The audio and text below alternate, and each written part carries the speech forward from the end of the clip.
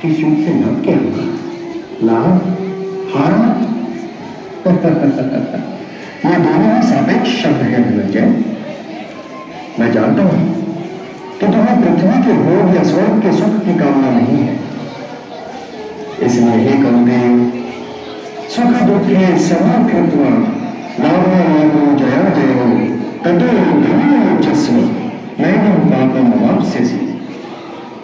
सुख दुख लाभ हानि जय पराजय से ऊपर हो पार्थ। मुझसे तो भी उठा जा रहा है किशोर।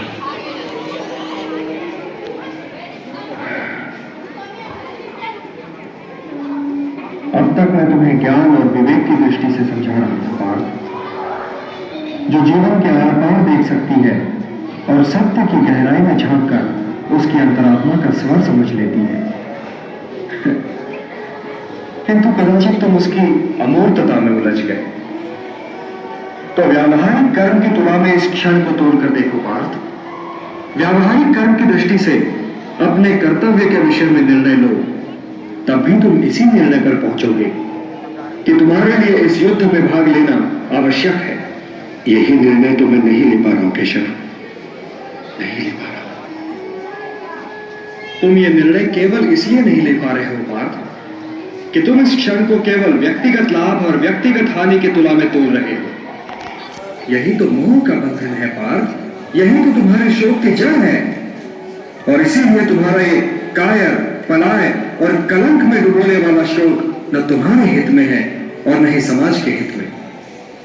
ये शोक न वर्तमान के लिए शुभ है और न ही भविष्य के लिए। लाभ और हानि की इस कामना में न भटको पार्थ, न भटको।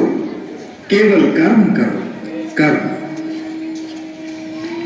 कर्म तो अपने आप ही में पुण्य है, पवित्र है और समाज के लिए कल्याणकारी भी है। कर्म तो स्वयं ही अपना फल भी है पार्थ, परंतु यदि तुम समाज कल्याण के कार्य में स्वयं अपना हित मिला लोगे तो तुम्हारा वो कर्म अशुद्ध और अशुभ हो जाएगा। इसलिए हे पार्थ, निष्काम कर्म के मार्ग पर चलो, क्योंकि कर्म फल तो तुम्हारे वश में है ही नहीं। इसलिए केवल कर्म करो और कर्म फल की इच्छा न करो। कर्मण्येवाधिकारस्ते मा फलेषु कदाचन मा कर्म फल हेतुर्भूः मा ते संगोस्त्वा कर्मणि। किंतु निष्काम नहीं बोल रहा है केशव।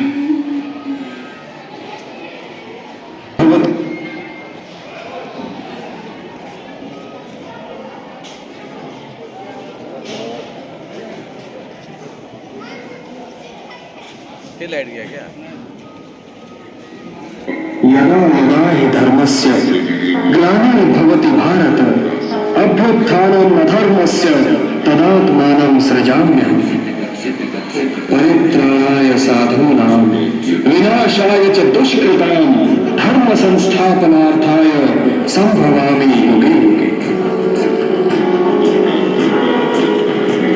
हाँ पार्थ, मैं प्रकट होता हूं, मैं आता हूं। जब जब धर्म की हानि होती है तब तब मैं आता हूं, जब जब अधर्म बढ़ता है तब तब मैं आता हूं।